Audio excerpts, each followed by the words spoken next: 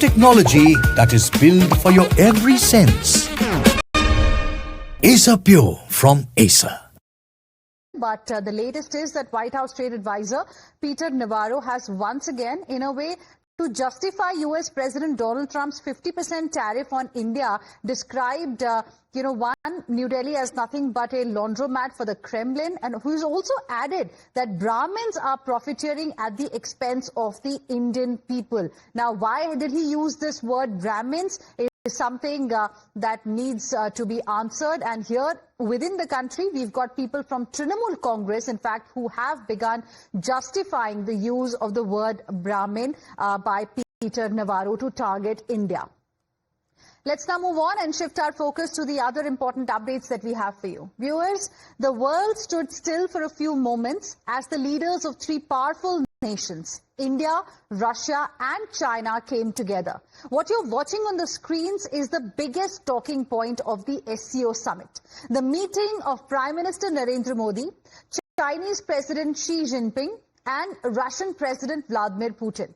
But there's another visual that we must talk about. In complete contrast to what you saw just now was another visual, that of Pakistan being isolated and humiliated in the soil of its all-weather friend China. At the SCO summit, the elephant, dragon, bear tango made headlines. One moment showed Prime Minister Modi with Russian President Putin walking past the Pakistani Prime Minister as if he were a persona non grata.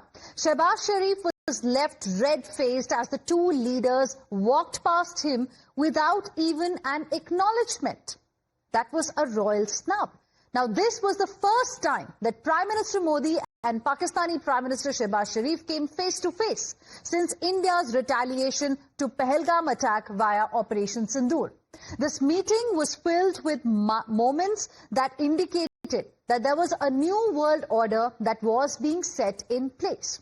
Now, hours after the bilateral with China, where Xi Jinping said the elephant and dragon must come together, the Prime Minister met the Russian President. In fact, Prime Minister Modi also used the SCO summit stage to call out Pakistan. Mentioning Pahalgam, the Prime Minister said the terror attack was a challenge against humanity. Calling out Pakistan and its backers, the Prime Minister said SCO members should question whether the support to terrorism by some countries is acceptable. That's what he asked. The statements were made in the presence of Pakistan Prime Minister Shehbaz Sharif. आतंकवाद से लड़ाई में भारत ने एकजुटता पर बल दिया। इसमें एससीओ रेट की बहुत महत्वपूर्ण भूमिका रही। इस वक्त भारत ने जॉइंट इंफॉर्मेशन ऑपरेशन को लीड करते हुए अल-कायदा और इससे जुड़े आतंकी संगठनों से लड़ने का इनिशिएटिव किया। टेरर फाइनेंसिंग के खिलाफ आवाज उठाई। इसमें मेरे समर्थन के लिए मैं आभार व्यक्त करता हूं। यह हमला केवल भारत की अंतरात्मा पर भी आघात नहीं था। यह मानवता में विश्वास रखने वाला हर देश, हर व्यक्ति को खुली चुनौती थी। ऐसे में प्रश्न उठना स्वाभाविक है, क्या कुछ देशों द्वारा आतंकवाद का खुलेआम समर्थन हमें स्वीकार्य हो सकता है? इसी सोच के साथ हम चाबहार को और international north south transport corridor जैसे इनिशिएटिव पर काम कर रहे हैं। इनसे हम अफगानिस्तान और मध्य एशिया के साथ संपर्क बढ़ा सकते हैं। हमारा मानना है कि कनेक्टिविटी के हर प्रयास में संप्रभुता और क्षेत्रीय अखंडता का सम्मान होना चाहिए। Connectivity that bypasses sovereignty, losing trust and unity. And joining us on the broadcast this afternoon is Ambassador Anil Trigunayat, who is a former diplomat. Sir, thank you very much for speaking with us here on Times Now. Do you agree that Prime Minister Modi has set the record straight at the SCO summit, wherein he called out Terroristan, also terror backers? Well, of course, I think that Prime Minister Modi's statement was very categorical. And this was also repeatedly, by all our ministers and NSA who have spoken to each their counterparts, Chinese counterparts, made them understand that the Pahalgam attack and the continued terror attacks by Pakistan as sponsoring, which is a terrorist sponsoring state, is something that needs to be called out. And the Chinese seem to have understood this very clearly, our red line.